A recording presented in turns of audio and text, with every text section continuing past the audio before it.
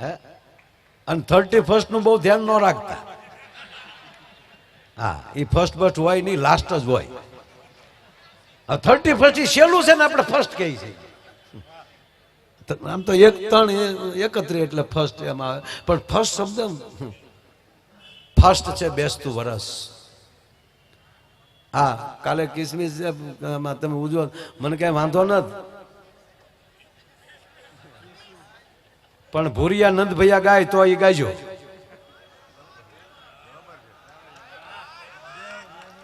ભૂરિયા કહેતા હાથી કોલે પલખે જય કને અલલ. આપણે છે ને આદર્શના દીકરા બહુ છે.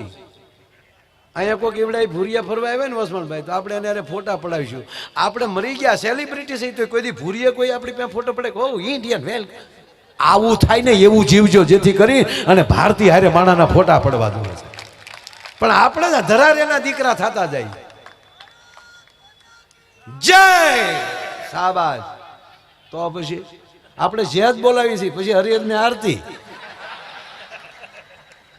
હા અમને મજા આવે. આ તમે જેમ આમ દાંત તમે અમને આમ પોરસ ચડાવો છો, ભાઈ ભાઈ તમે તોડો હાટું કરો દાદા, ખોટી વાત છે. પણ એક પગે લાગીને કહું, જો તમને અમારામાં વાહ વાહ થતું હોય, પણ તમે એવું કરજો અમને આ થઈ જવું જોઈએ.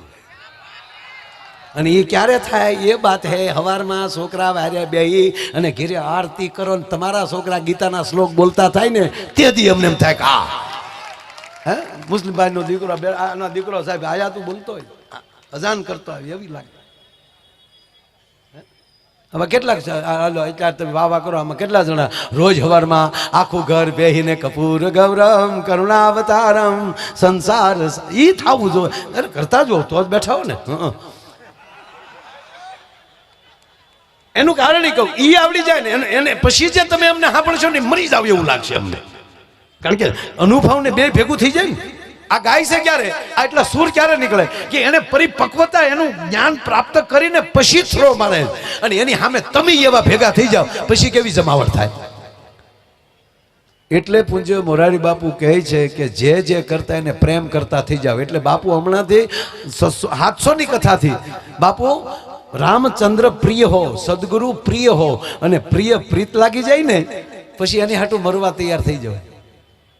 હા તમને કોઈ પ્રેમ થઈ ગયો તમારા ભાઈ બંધારે, અને એમ કે એકચ્યુઅલી હું અત્યારે કુલ્લુ મનાલી જાઉં છું, 5 દી રોકાવાનું છે, તમારે આવવાનું છે, ઉશીના લઈને જાય કે નહીં? હે એમ આની હારે પ્રેમ થઈ જાય ને ગુરુ હારે, પછી એવી જ પરિસ્થિતિ મારે તમારી થઈ જાય. આ શબ્દ હારે પ્રેમ થયો છે, આપણે ભજન હારે પ્રેમ થયો છે, તો આ બધું કામ મૂકીને તમે હામાં બેઠા છો ને, એટલે જેમ ગવાય એમ હામાં ઉલળતા જાવ છો. એમ થાય કે આવડા એમાં આ 2-3 તો હાવ આમ વારી જવાનું મન થાય સાહેબ. હકીકત શું કામ?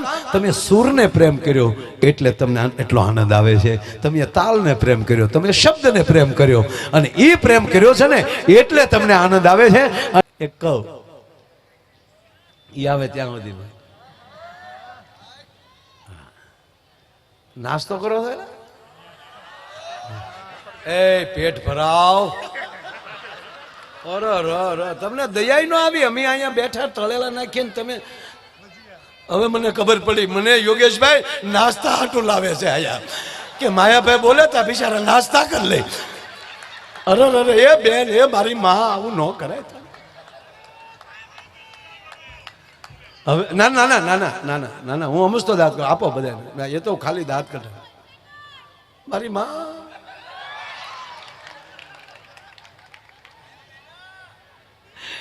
એક ભાઈ મને કે માયાભાઈ આપણે આ જે બધું ખાઈ ઝપટ જ કરતા હોય, પણ આને નાસ્તો શું કામ કહેવાય? મેં કીધું ખાધું એ સતું ન થાય, એમ નાસ્તો. એટલું બધું નહીં ખાઈ લેવાનું, કાંક સતું થઈ જાય.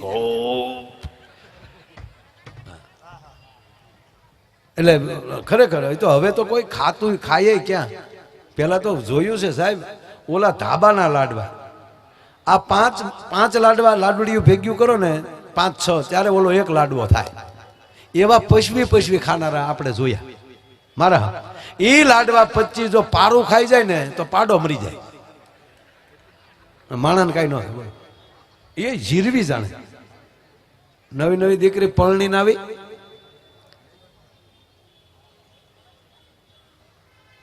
ત્રણ ચાર દી થયા એટલે એમ છે કે મારે ધીરે ધીરે કાંઈક કામ કરવું જોઈએ. ત્રણ ચાર દી ઘરે આવી ગઈ તો મારે ધીરે ધીરે કામ લેવું. ખાનદાન બાપની દીકરી કાંઈ ઘટે નહીં બાપ. ઓહો, ત્રણ દી થયા એટલે એમ થયું કે રસોડાથી ચાલુ કરું, રસોઈ બનાવવાથી. એટલે રસોડામાં એના નણંદ રોટલા કરતી હતી. એટલે ત્યાં જઈને આ દીકરીએ કીધું કે નણંદબા પ્લીઝ ઊભા થઈ જાઓ, મને રસોઈ કરવા ગયો. નણંદભાઈ ડાયા એ કે ભાભી હજી પરણીને હાલ્યા આવો, 2-3 દી થયા છે, હજી 1-2 ફિલ્મ જોવો, ઘરના ને બધાને ઓળખો, ઘર સાથે પરિચય કરો, પછી તમારે જ રોટલા કરવાના છે ને હું પરણીને વહી જવાની છું. નહીં નહીં નણંદબા, મને રોટલા તાજ મને જ કરવા ગયો. જેમ નણંદ ના પાડે એમ ભાભી તાણ મળ્યા કરવા. પ્લીઝ પ્લીઝ નણંદબા મને રોટલા કરવા ગયો. હવે મને રોટલા ન કરવા ગયો તમારા ભાઈ ના હમ. નણંદે કીધું કે આવો મરો વહી આવો.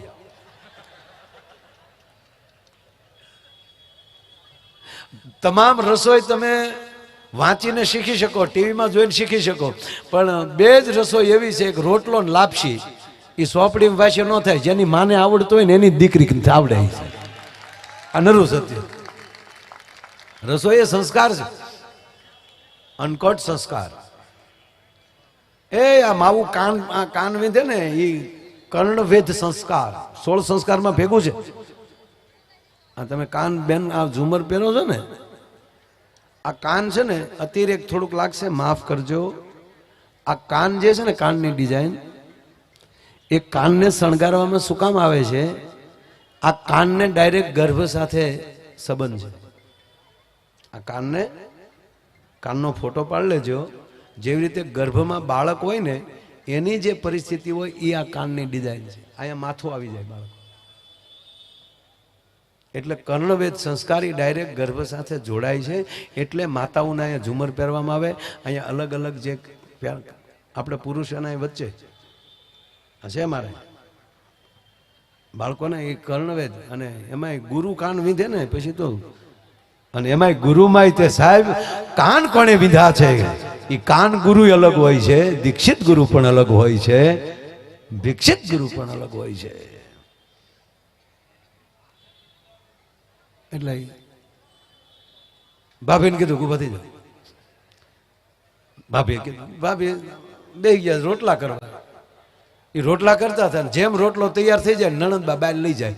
12 રોટલા નણંદબા બહાર લઈ ગયા. 13મા લોટનો પીંડો હાથમાં, અને ભાભીને પરસ્યો વળી ગયો કે આ ધંધો ન કર્યો તો સારું હતું.